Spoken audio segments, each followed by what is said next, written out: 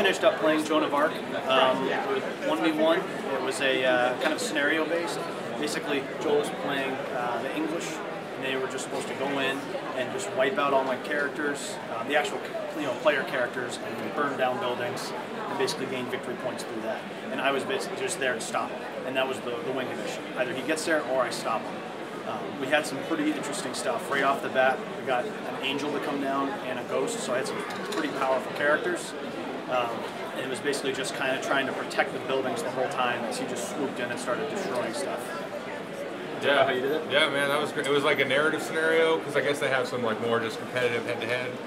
This was narrative. I'm waiting for the Kickstarter to come, but playing this made me like way more excited to get it.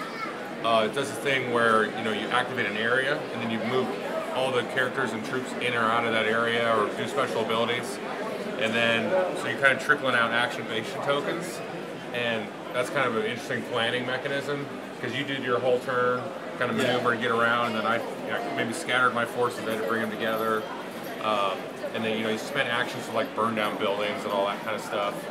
I like those cards at the beginning of each round. It like changes up the number of activations that you're going to get. So it's not static, it's not always 4 or 3.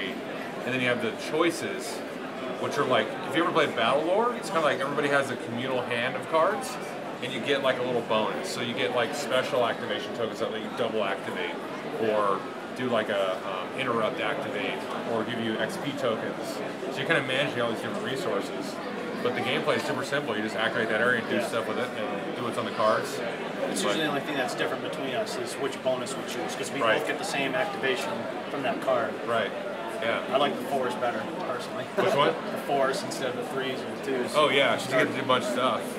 The other thing I like, it's different than some games, it's not turn-based. Like, I get all my activations and I just go. Yeah. And unless if you only had a couple, like the interrupt ones, only a few. And I think you started with one and had a few later. But other than that, it's one person just hammers away, and if you mess yourself up or get pushed out of place or anything, then the next player, because you would just react to what I did. Yeah. And a lot of times, like I'd get messed up with a move, like get moved, and then you would just surround Joan. Yeah. Yeah, and it's like you can use some of those different colored activations. This is a normal activation. So the one time I had the blue, I didn't use it, but then it gave me an extra activation when it was my turn. Yeah. There's a lot of balance between like those cards at the beginning, like getting new activations or like getting extra XP, and you like buffed up Joan and she was like insane. Yeah.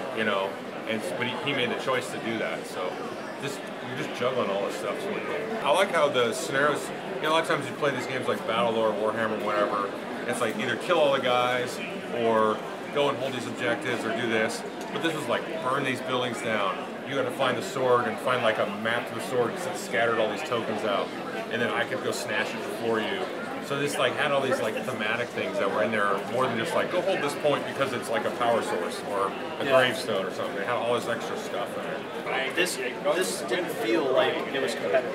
Like it felt like it was you were my the AI for me, and I was the same for you. Yeah. It was all story driven, but it was still 1v1. Right. Yeah. I mean, I lost, but my view, I was like interested in your side of the story too.